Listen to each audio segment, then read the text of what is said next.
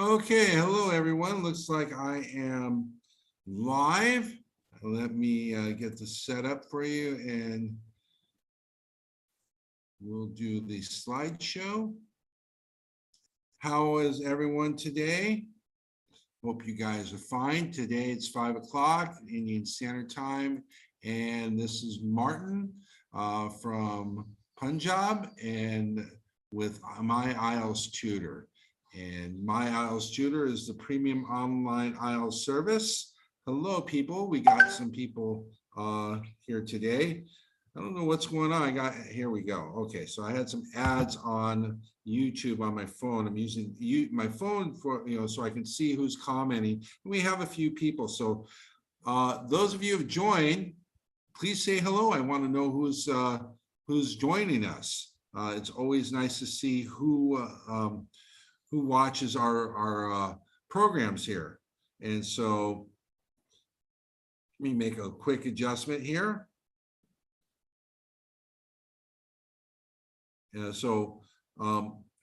Today I'm going to talk about how to plan your letter for General Writing Task 1.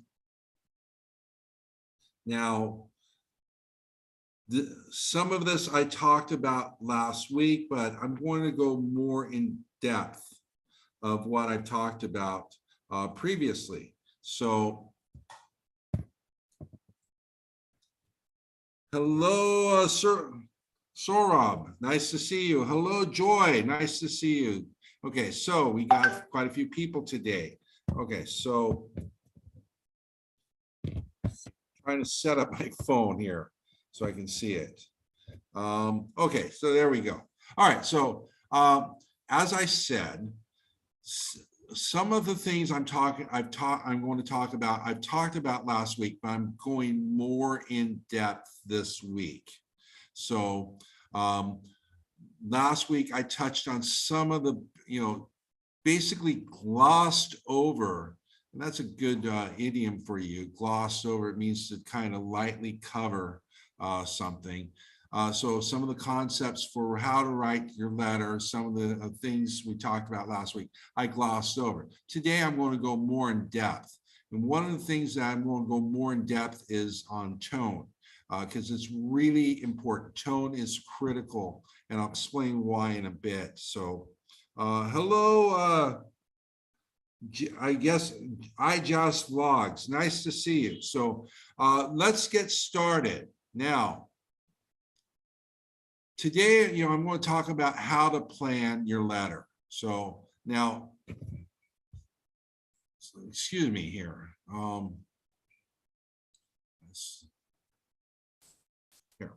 right, so today I'm going to talk about how to plan your letter. And so planning is the key to successful writing your letter.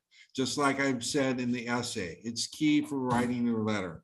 So, for the basics, we have 20 minutes total to write, okay? Then you have to manage your time. You have to manage your time because you don't have a lot of time to devote to this task. So this means you need to plan, write, and edit your work. That's what you need to do during this 20 minutes. And as I said, tone must be, you must match the tone. That's important. If your tone doesn't match, then you are going to lose in the band score. Your band score will be lowered if you don't match the tone correctly. Hello, 𝐂𝐀𝐃. Okay. So another thing is you need to include all bullet points. Sorry, guys, I had some disruption in the back. Right. So again, you have 20 minutes total time. This means you need to manage your time. You need to plan, write, and edit your work. You need to match the tone. That's critical that you match the tone, because if you don't, you will receive a lower score in terms of task achievement. You also need to include all the bullet points. Again, if you don't include all the bullet points, you will lose in terms of task achievement for that band score. And finally, you have to use the appropriate format, letter format. I talked about that last time. I'm going to talk about it again. And then next week, I'm going to talk about how to format your letter. Basically, how to actually write the letter in terms of the format you follow. Now, I'm doing good. Thank you. Okay, so now, got a lot of people asking me how I am. This is great. I'm doing great, guys. Also, before we continue, I will have a 5-minute question and answer period about IELTS writing. But I'm going to ask you guys to keep your questions to the topic at hand. So that's why I'm going. So please do that. You can post your answers on screen, and I will get to them during the question and answer period. So now let's continue. Now I have the sample letter topic here. So I'll give you a second to read it. You can see there's several sentences in the first part, and then we have our 3 bullet points. Now when we read this, what are the things are we looking for? This is what you should be asking yourself when you get the topic. Okay. First thing is, how do we plan to write? Okay. How do we plan to write? So I'm going to explain that in a little bit. And then which tone to use? How are we going to plan to, how do we determine the tone? Okay. And then, for tone, remember we have 3 tones. First being informal, semi-formal, and then formal. And so those are the tones. Now, planning considerations, let's talk about those. Now, planning considerations, planning, as I said, is key. It's important that you plan. If you don't plan, you could write a good letter, but chances are it's not going to be as good as you would like it to be. It may still get you a high score, but planning can get you an even higher score. Planning could be a difference, say, between getting a 7 or an 8, or maybe even an 8 or a 9 in terms of band score. So planning is key, very important. Okay. Now, what I suggest you do is you take 3 to 4 minutes to plan and save 2 minutes to edit. So this would give you 14 to 15 minutes to write. And that's plenty of time to write this letter because you don't have a lot of words to write. You're writing 150 words minimum, okay? So, but the thing in terms of planning, you want to ensure that the following. You want to make sure that all the bullet points are covered, that you give appropriate details for each bullet point, and that you use the correct tone, and that your paragraphs are planned. You need to plan your paragraphs according to the letter format, okay? So, and the basic tip here is to read the instructions, and if you don't consider these points here, you'll lose 50% on your score in terms of task achievement. So as I said, planning is crucial. Planning makes a difference. Now, here are the steps to planning. There's 8 steps, 7 actually, but there's 8 steps. First step is to read the instructions. Second step is to identify the tone required. So remember, you have your 3 tones.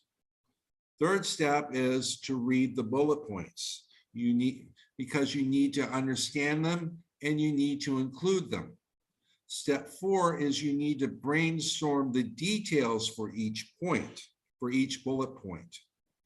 You just can't mention the bullet points and not have details. You need to be able to give details for them. Then you need to consider how you open the letter. And this is important because how you open the letter depends on the tone. And then also you need to consider grammar and vocabulary that's appropriate for the tone as well. Then you have to consider an appropriate closing. Again, this depends on tone. Finally, the 8th step is you start writing. So now let's look at these steps individually, and you'll see what I mean. Now, reading the instructions. So for instance, we have the sample letter subject. I'll give you a couple seconds to read.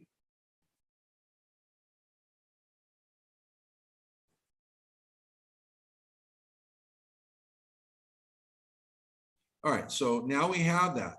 So as we read the instructions, we're going to ask ourselves some questions. First of all, what do we need to identify? What do we need to identify that's important for this task? Well, first of all, relationship to the reader. Your relationship to the reader, that's important. We need to know that, and I'll explain why in a bit. You also need to understand why you're writing this letter. And that's another important thing that we need to consider is the purpose of the letter. What's your goal for writing the letter? And then, and those two really are important for our next step, planning 2, which is to identify the tone. And you'll see why in these next 2 slides. So, now, I've pretty much said this, but tone is determined by the following. First is your relationship to the reader. The second is purpose of the letter. So those are what determine the tone. Now, the relationship is the primary factor for determining tone. The purpose also purpose influences the tone. So it may suggest, depending on the circumstances, it may suggest that you need to take a more formal tone. For example, if you have to apologize to a friend, you're not going to write an informal letter, but you're more likely to write a semi-formal letter because you're apologizing for something, and that's more serious than, say, asking for advice, for example. So now here's your guide for the relationship, okay? Now for informal, we're really referring to family and friends. Family and friends, we write informal letters to.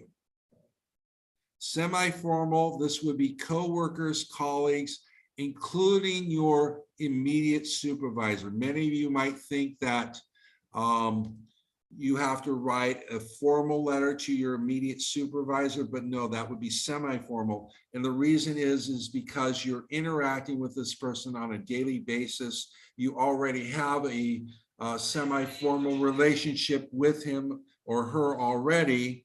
And so you want to keep that semi-formal tone. If it were, say, your supervisor's boss, then you might want to be more formal.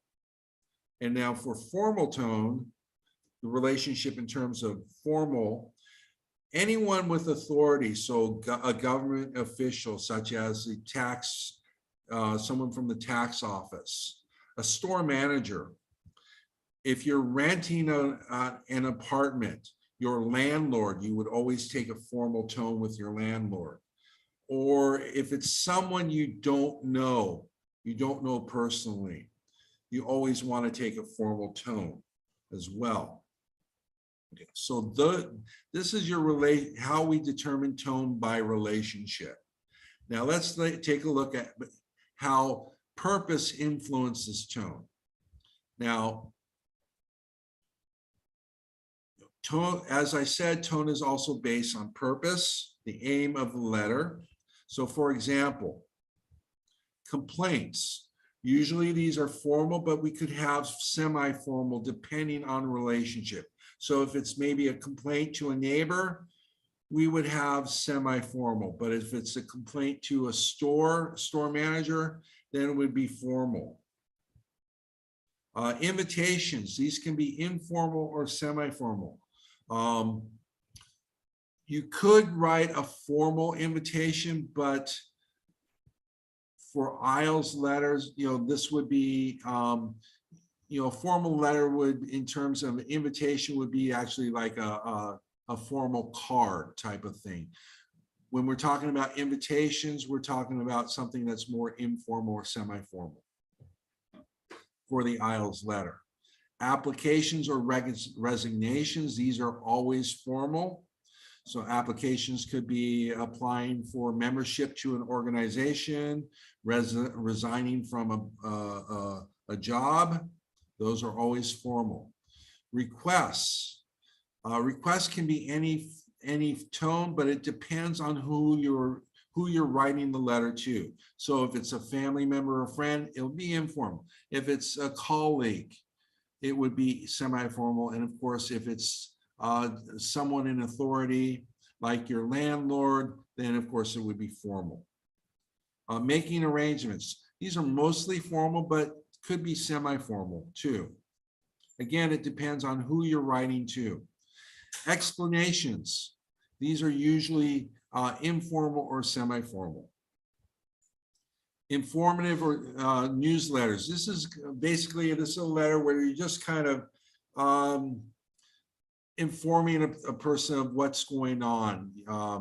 Maybe, for example, I used to get letters every year from my aunt, who would tell us, and she would send the same letter out to the rest of the family. Basically, it talks about all the things that her family did over the course of the year. And these letters are usually, they can be any tone, but they're often informal. Apologies, this can be any style, but again, this depends on who you're writing it to. And then here's a key tip, the more serious the situation, the more formal the letter should be. Okay, so that's the key tip.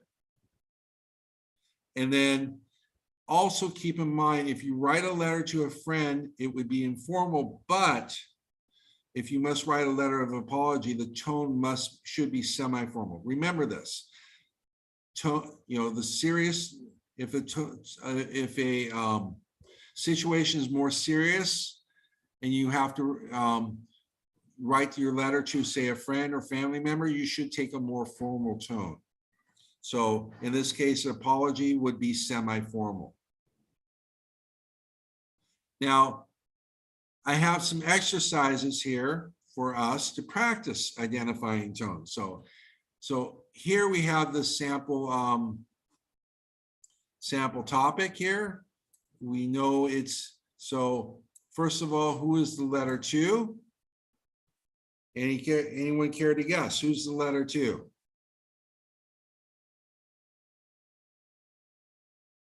So it's basically your boss, your manager, your immediate supervisor.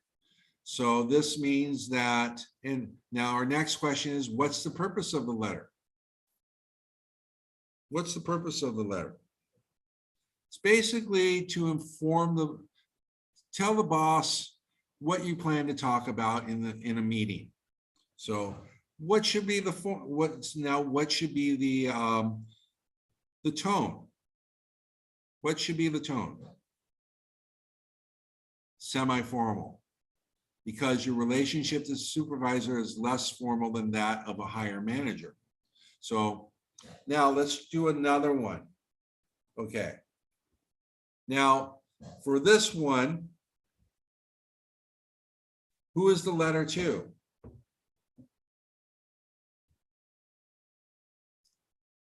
If you said friend, you're correct.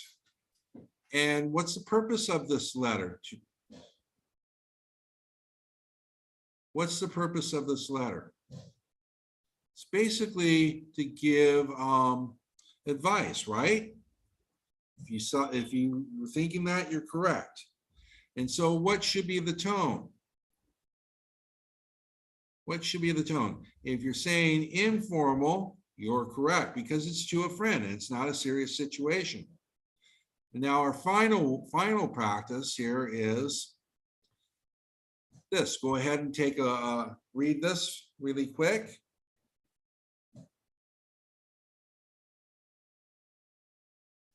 So who's the letter to? You're right about the first one there, 𝐂𝐲𝐃𝐃. So now this third one, who's the letter to? It's to the head of an organization. Now, do you know this person? Yes or no? Are you likely to know this person? If you're thinking chances are no, then you're most likely correct. And so what's the purpose of the letter? It's basically, you're making the application to volunteer. Okay. So it's offering to volunteer. You're making the application to volunteer essentially. And so what should be the tone? Now, if you say formal, you're correct because it's the head of an organization and it's a person that you don't know. Joy, you're correct. It is formal. Good job. Okay, now let's talk about reading the bullet points. This is planning step 3. Why do we want to read the bullet points besides the fact that we need to include them? Okay, so here's a sample topic. Here are bullet points. Our first one is what the accident was, explain when it happened, and suggest how the damage can be fixed. Now, it's important that you read these. I mentioned it before, it's important you read these because you need to include them. But so now for tips here, this is how you should be thinking in terms of writing your letter. You should plan for one body paragraph for each point. This is important. One body paragraph for each point. Now, and then another thing is your body paragraph should follow the order of the points. If you notice, basically they have like a logical flow there. You can't really suggest how the damage can be fixed until you say what happened. Am I right? Until you describe what happened and such. You can't do that. Okay? So I really suggest that you follow the order of the points because you will maintain that logical flow. Okay? So essentially, your first point should be your first body paragraph, second point, second body paragraph, and your third will be what? If you're going to say the third body paragraph, you're correct. Now, brainstorming for points. This is where a lot of people get problems with. Okay? This is where a lot of people have problems with, is brainstorming for points. Okay, so let's look at this. Now, for each bullet point, this is what you need for each bullet point. First of all, you need to have specific details. You need to have specific details, okay? And the reason why you need specific details is so that you can describe or explain each bullet point clearly. You need to be able to essentially you're creating a clear picture in the reader's mind so they can understand what you're talking about. Now, here's some tips. You don't need a lot of details. Now, I've seen the students give almost every single detail they can. And what happens is they write a really long letter, but you don't need a lot of details, just enough to create a clear picture. For instance, if you're offering to sell a car to a friend, all you need to basically say, I'd like to sell you my car. It's It's a 2015 Tata Nano painted blue. Has 40,000 kilometers on it, and it's in very good shape because I keep it regularly maintained by taking it to the service shop. That's all you need to say, and that's enough, for example. Now, so, and then finally, for brainstorming, you only need to spend 1 to 2 minutes. Sorry about that. I was distracted by that noise. But in terms of brainstorming for your points, you only want to spend a total of 1 to 2 minutes each for each, not for each point, total. Okay. Remember, you should only take 3 to 4 minutes to brainstorm. For planning, I should say. Now, when you write down the details, write them down as key phrases or words, okay? Don't write sentences. Now, to help you, use your imagination. So some people can't, well, what details can I think of? So use your imagination. It's okay. It's okay to come up with your own points. Or you can draw from your own experience. So if you had a similar experience, you can draw from that, meaning you can use that experience to talk about the. Okay, sorry about that. That was a tractor passing by. But as I said, you can use your imagination. Don't be afraid to. Or you can draw from your experience, meaning going back, we're trying to remember a similar situation that you had and using that as the basis for your letter. Okay, now don't worry about being truthful. I've said this about speaking. It's okay to lie. It's okay to lie here. You can make something up. So the detail, so the key point here is the details don't need to be based on fact. What's important is their relevance, meaning how relevant are they to the letter, to the purpose of the letter, to the tone of the letter, all that. Okay, now let's go to step 5. You want to consider your greeting. Now this, of course, again, it depends on your tone. So for formal tones, we usually do this. We usually start with dear, and then we always use the title. So Mr., Mrs., or Dr., Miss, and then we always use the full name of the person. This is first name and surname. Okay, we always use the title and full name of the person. For people we don't know, we always use this dear sir / madam. So use that when you don't know the name of the person. Now for semi-formal, it's either dear sir, dear ma'am, dear Mr. Smith, dear Mrs. Jones, dear Mrs. Adams, or it can be first name only, such as for like a coworker or colleague. You could do this for your supervisor, but chances are you refer to your supervisor as Mr. or Mrs. Say Gupta, for example.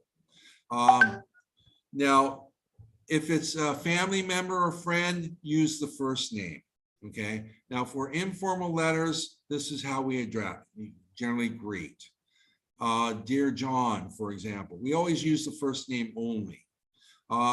We can also say hi, or greetings, or hello. So those are other ways we can say that. Greet people in an informal way. Okay, so this is how you want to handle the greeting according to tone. Now, next one is grammar and vocabulary, right? So depending on the tone, we use grammar differently, we use vocabulary differently. And so here's in terms of grammar. Now, of course, I just said this, must be appropriate to tone, but in terms of grammar, according to tone, again, I just said this. Informal tones, we generally use active voice. Active voice is mostly used, okay? The sentences are more direct, all right? And we also make use of contractions as well. Now, semi-formal would be a mixture of active and passive voice. And we also use contractions in semi-formal. Okay, there's that tracker again.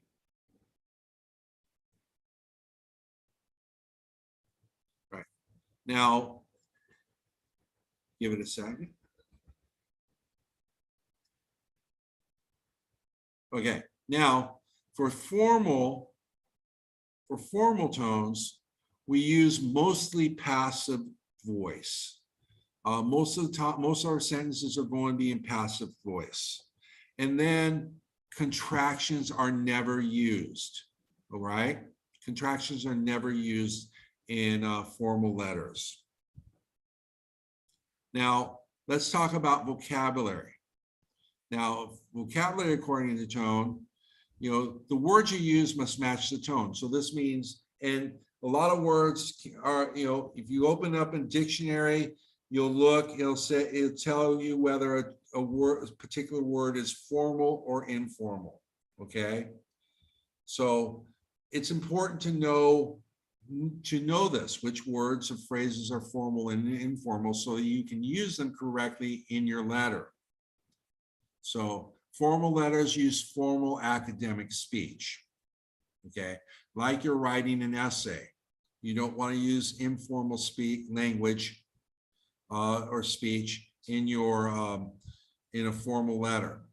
Informal uses informal speech, but for IELTS writing, you want to avoid slang, okay?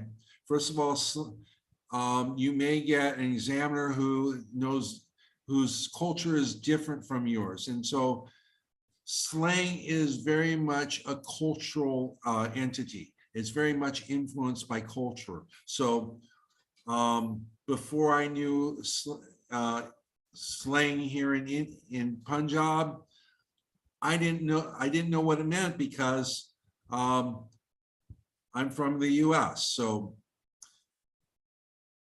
don't use slang because the examiner is likely not to know what that means, what those words and phrases in slang mean.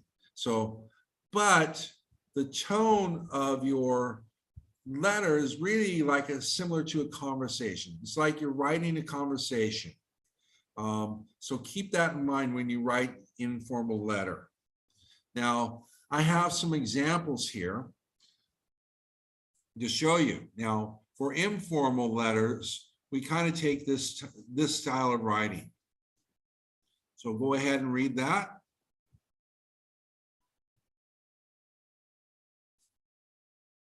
And then for semi-formal, you know, semi-formal is not as formal as formal letters, but they're a little bit more formal than informal.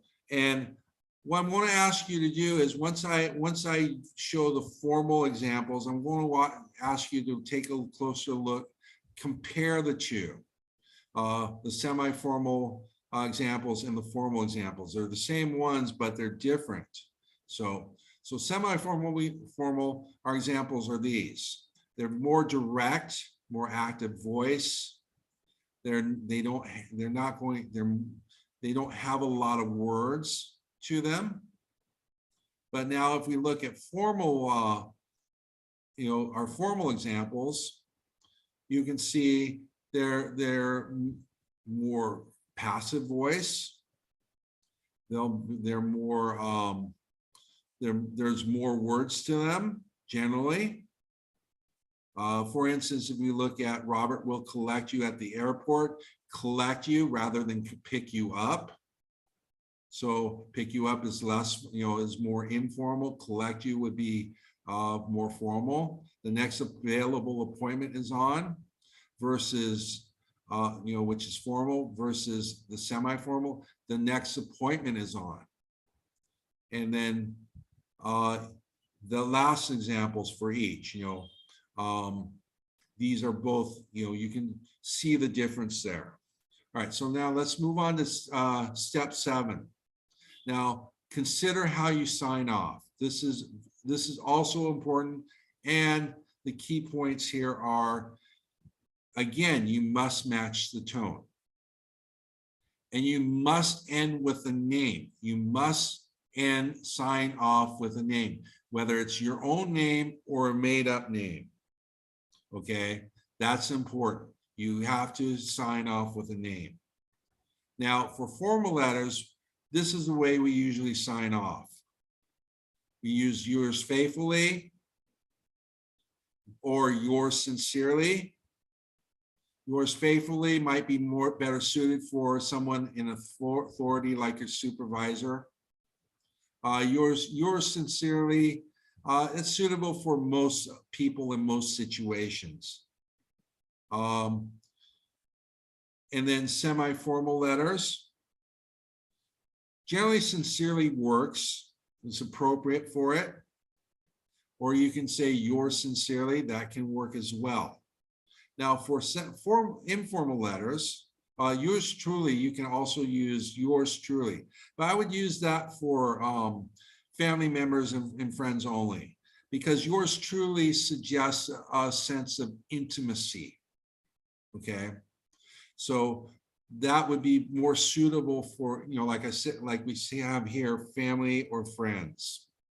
Now, informal, we could say the following: take care. Very informal phrase, take care.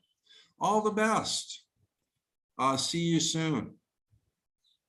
So these are how we can sign off. And remember, you must put a name at the end.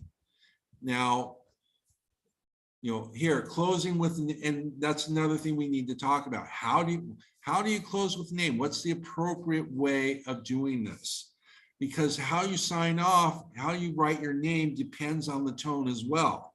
So, again, I've said this, signing off with a name, but with formal letters, we just like we greeted, we use the same style for signing off. Okay, for our name. So we use the title and the full name. We use the title and the full name. For semi-formal, it's usually the full name without the title or the last name only. For instance, such as these. So like Dr. Gandhi or Robert Johnson, Mrs. Williams, Mr. Victor here. Okay, so that's how we sign, how we write our names for semi-formal and formal. Now for informal, this is because it's a close personal friend or a family member, we just use the first name only, as you can see here. So this is how we write our name, sign off with a name according to the tone. And like I said, it's important that you follow the, you match the tone in all these different key areas. Otherwise, you will not be able to score high bands in task achievement. Now, start writing. This is the last step. And so the key points here are maintain the appropriate format. This is and so all letters, whether it's formal, informal, or semi-formal, they all have the same format, and you need to maintain that format. And so the format that you use, and again, next week, I'm going to talk about the format. I'm going to go into this more in depth, but we start off with our greeting. So this would be Dear John, or Dear Dr. John Smith. Then we have our opening statement. Then we have our body paragraphs, and we want 3 body paragraphs, 1 for each point. Then we have our closing statement. Closing statement wraps up the letter and closes it. Then we have our signing off. We saw this in our 2 slides ago where we write sincerely yours or yours truly, for example. And then we sign with a name. So that's the format you need to follow. And so the best tip here for this is to keep each part as a separate paragraph, a single paragraph. Consider each one a single paragraph. Okay, so now that's it for today, so let's review. These are our steps for planning. Read the instructions, identify the tone, read the bullet points, and then brainstorm for each point. Consider how you open the letter. Consider the grammar and vocabulary. Consider the closing. And remember, all those last 3 depend on the tone. And then you start writing. So that's it for today. I want to thank you guys for joining. If you have questions, now is the time to ask them. So someone wrote, I think the only tone is main thing to make different. I'm not sure. Joy, you write that. I'm not sure what you mean, but tone is important, and you have to identify the tone, and you have to have you have to maintain the correct tone. If you don't, I'd have to look, but I don't believe you'll be able to score more than 6 bands in task achievement. So in order to score 7 and higher, you have to have the correct tone. If you don't cover all the bullet points,